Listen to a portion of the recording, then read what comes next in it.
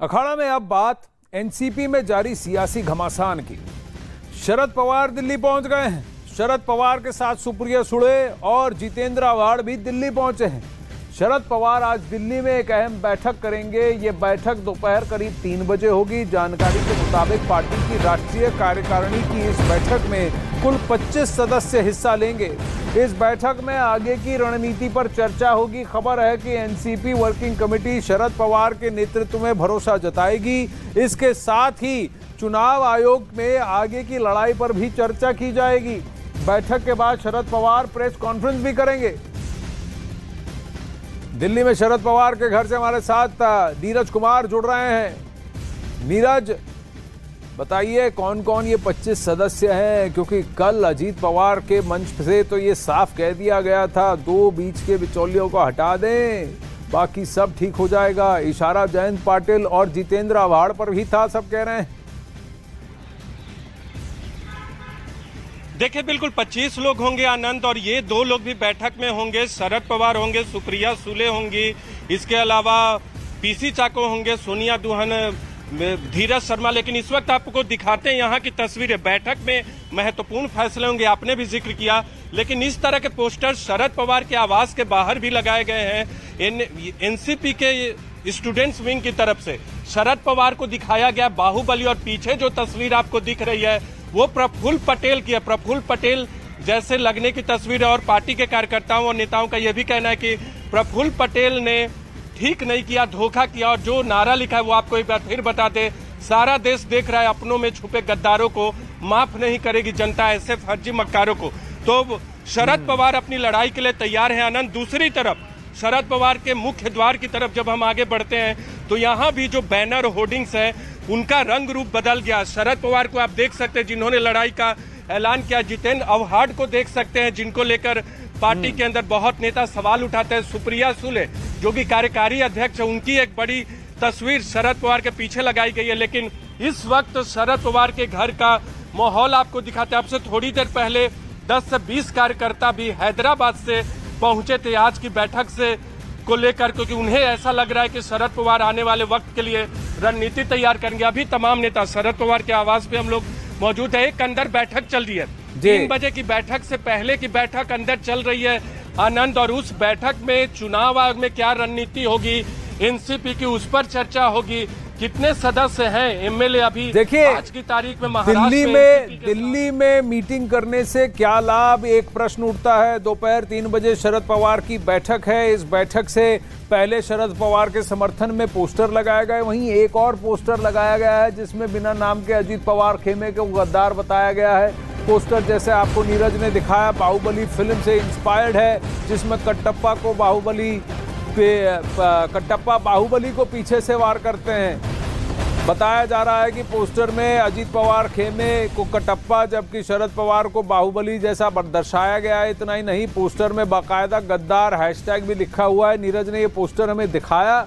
लेकिन ये 2 तस्वीरें, शरद पवार का समर्थन, अजीत पवार पर हमला। लेकिन नीरज एक बात बताइए, ये शरद पवार ने जितने भी नॉमिनेशंस किए हैं पार्टी के अंदर, नए जो सिलेक्शन किया है, एलओपी घोषित किया है, वर्किंग प्रेसिडेंट, कार्यकारिणी अध्यक्ष, जो कुछ भी उन्होंने किया है, बताया जा रहा है ये सब उन्होंने अपने राज्यसभा के लेटर हेड से किया है। जबकि अजीत पवार ने जो किया है वो सब एनसीपी के लेटर हेड से किया है। 30 जून 2023 को इलेक्शन कमीशन के पास 40 से ज्यादा एफिडेविट भेज दिए गए थे अजीत पवार द्वारा। 2 जुलाई को शपथ ग्रहण होता है, यानी कि उससे 48 घंटे पहले ये घटना हो चुकी है। तो ये जो जिस तरह से ये बन रहा है, लीगली अजीत पवार साउंड है कि शरद पवार साउंड है? शरद पवार कह बहुत कुछ रहे हैं, लेकिन जो वो कर रहे हैं वो किस तरफ इशारा कर रहा है?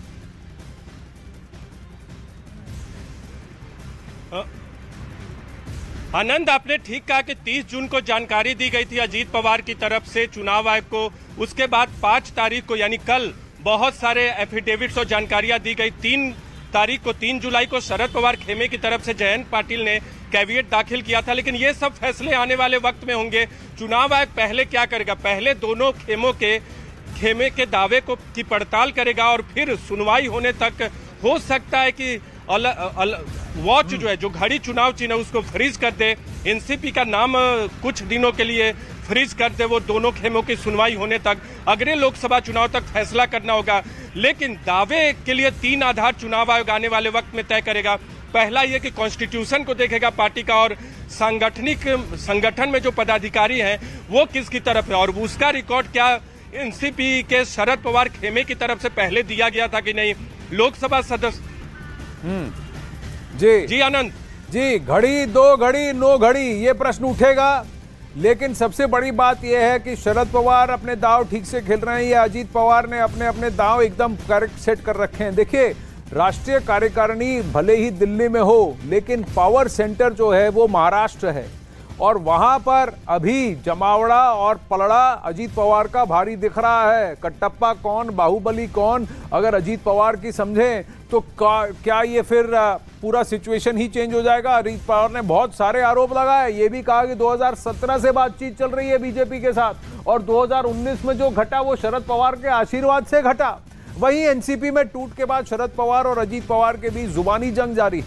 भतीजे अजीत पवार ने खुलकर चाचा को आईना दिखाया और उम्र का हवाला दिया, तो वहीं चाचा ने भी कह दिया कि अब सजा भुगतने के लिए तैयार हो जाओ। शरद पवार ने अब दिल्ली में बैठक बुलाई है। हालांकि शरद पवार की इस बैठक से पहले पोस्टर वॉर शुरू हो गया। वहीं एनसीपी में मचे घमासान के बीच कल देर रात मुख्यमंत्री एकनाथ शिंदे ने अपने गुट के सभी विधायकों के साथ बैठक की, जिसमें आने वाले लोकसभा और विधानसभा सत्र की रणनीति पर चर्चा भी हुई।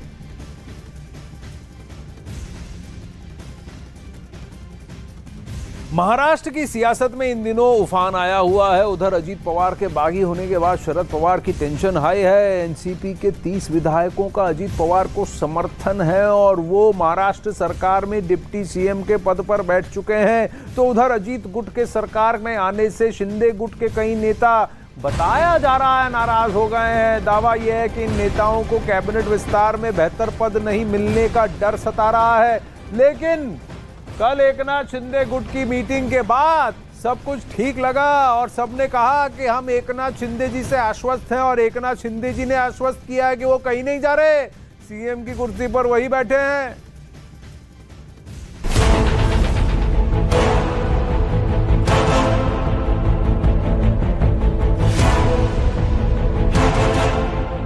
महाराष्ट्र की राजनीति में इन दिनों हलचल तेज है।